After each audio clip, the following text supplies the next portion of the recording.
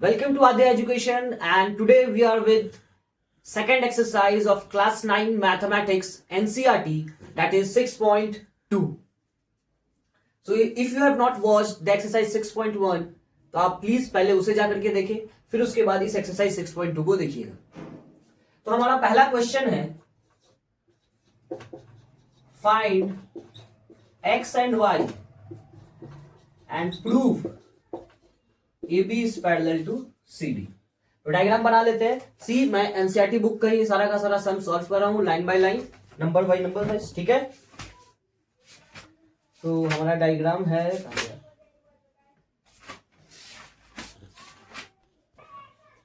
So there is one AB। जब भी diagram based question हो तो आप अपने सोल्यूशन में डायग्राम जरूर बनाएं। C and D, this is a transversal. यहां पे हमारा एंगल बनता है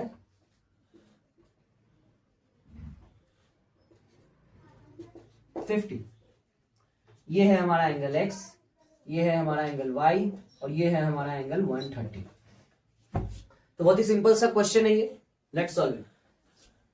we all know that straight line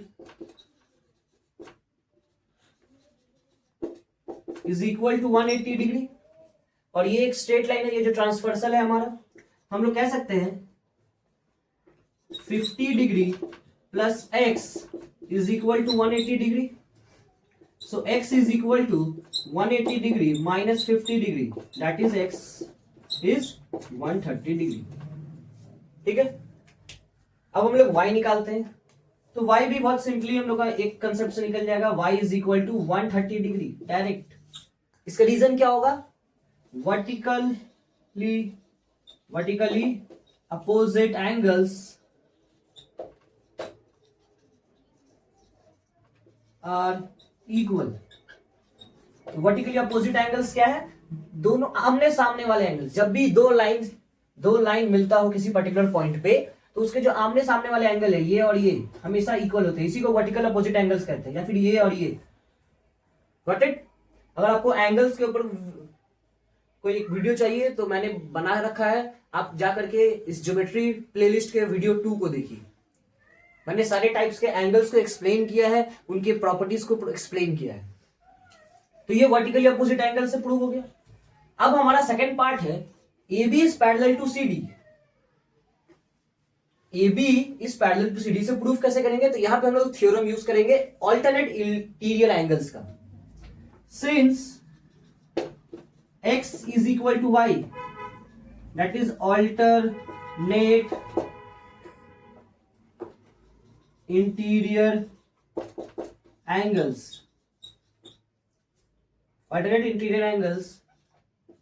are equal in this figure, therefore AB is parallel to CD। क्योंकि यहां पर x और y दोनों इक्वल है और ये दोनों ही ऑल्टरनेट इंटीरियर एंगल्स हैं, तो किसी भी केस में ऑल्टरनेट इंटीरियर एंगल्स अगर इक्वल आते हैं तो वो दो लाइन जो है जिनके ऊपर ये एंगल्स फॉर्म हुआ है, वो दोनों लाइन ही एक दूसरे के पैरेलल होते हैं। Now let's see the second question. So this is our second question। यहाँ पे 3 पैरेलल लाइंस है, AB, CD and DE, sorry EF। ये सारे के सारे लाइन पैरेलल है, एक ट्रांसवर्सल है। यहाँ हमें x और y दिया गया है, और ये दोनों क्या है? रेशियो के फॉर्म में है। Sorry, y and z, y और z क्या है? रेशियो के फॉर्म में है हमारा, और हमें निकालना क्या है? x।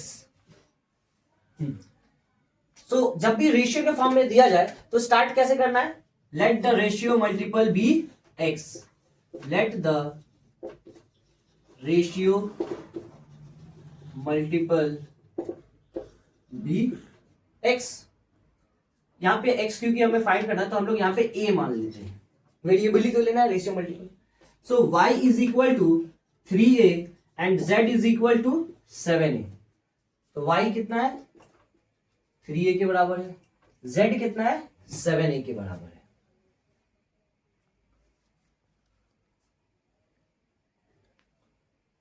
So y plus z is equal to 180 degree, y plus z is equal to 180 degree. अब सवाल ये उठेगा कैसे, राइट? वी कैन से, इस पॉइंट को अगर हम लोग यहां पे O मान लें और इस पॉइंट को P मान लें, सो इस पॉइंट को मानने की जरूरत है। We can say that P and Q angle POE is equal to angle Y that is 3A। ये वाला एंगल Y है दैट इज 3A। कैसे?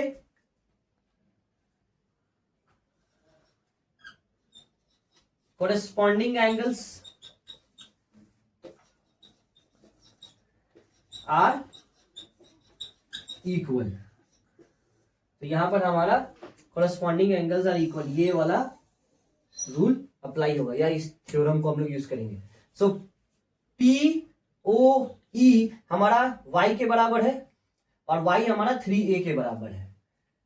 तो यहां पे y plus z is equal to 180 degree कैसे हो जाएगा? Straight line is equal to 180 degree. तो y का वैल्यू 3A, z का value 7A, that is 180 degree. So 10A is equal to 180 degree, A is equal to 18 degree. Now put this value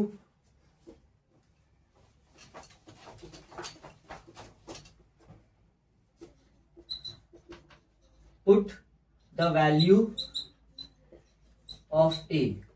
So y is equal to 3A, that is equal to 3 into 18. Z is equal to 7A, that is 7 into 18. 8 3s are 24, carry 2, 3 1s are 3, that is 54. 7 8s are 56, so 6 carry 5 and 7 1s are 7, that is 7 plus 5 is 2. So यहां हमारा y क्या निकल कर आया? 54 degree और z हमारा 126 degree. अब हमें x निकालना है।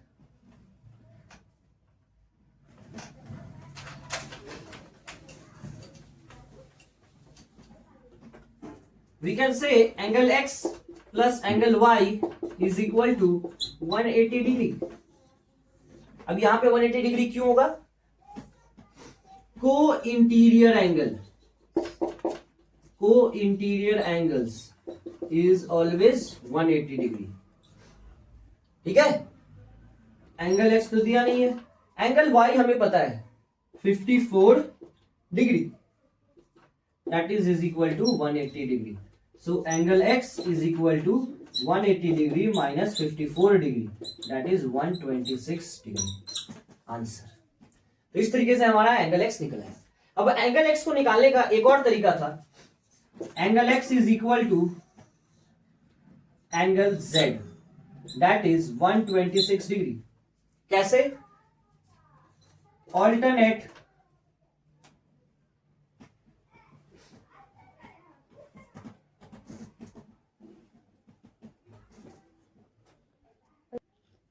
तो angle x is equal to, ये क्या है? अभी हम लोग कुछ देर के लिए इस लाइन को भूल जाते हैं, ठीक है? सिर्फ ये दो इतना याद रखिए, ये एक लाइन है, ये एक लाइन है। अब क्योंकि ए बी सी डी से पैरेलल है और सी डी ई एफ से पैरेलल है, तो A B is parallel to E F और ये हमारा ट्रांसवर्सल है। ये एंगल और ये एंगल सेम होगा ऑल्टरनेट इंटीरियर एंगल्स के हिसाब से। Alternate interior angles are equal. तो यहां हमने x का वैल्यू दो तरीके से निकाल लिया। आपको जो सबसे इजी लगे उस तरीके को आप फॉलो कर लीजिए, but stick to any one. कोई एक ही कंसेप्ट को यूज करे बार, ताकि क्या है आपका सम इजी हो और आप लंबे समय तक इस चीज को याद रखें। सारे कंसेप्ट्स को आप फॉलो करने जाएंगे तो खिचड़ी बन जाएगा, है ना?